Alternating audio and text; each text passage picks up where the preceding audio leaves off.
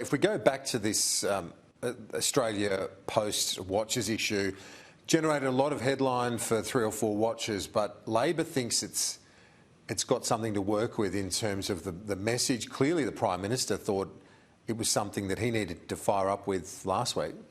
Yeah, it's just the theme they're trying to get up, I guess, almost out of the New South Wales Liberal Gladys Berejiklian scandal, bring it down south, as I said last week, that we don't have a proper federal corruption watchdog. That's something we stand for. And Scott Morrison here responds to it by calling Anthony Albanese a desperate man.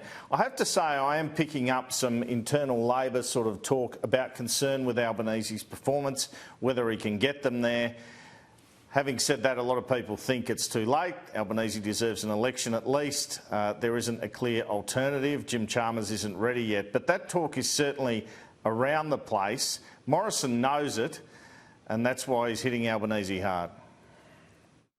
Why is the Prime Minister appalled and shocked at the behaviour of a government employee who spent $20,000 of taxpayers' money on Cartier watches, when the Prime Minister himself and ministers sitting behind him have repeatedly shown they draw no distinction between taxpayers' interests and their own political and private interests when spending tens of millions of taxpayer dollars?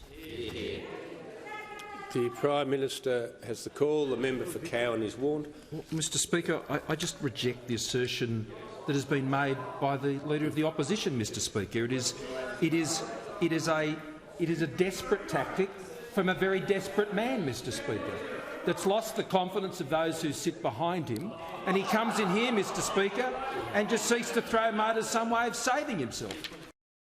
The Prime Minister there with a bit of a dig against his opposite number.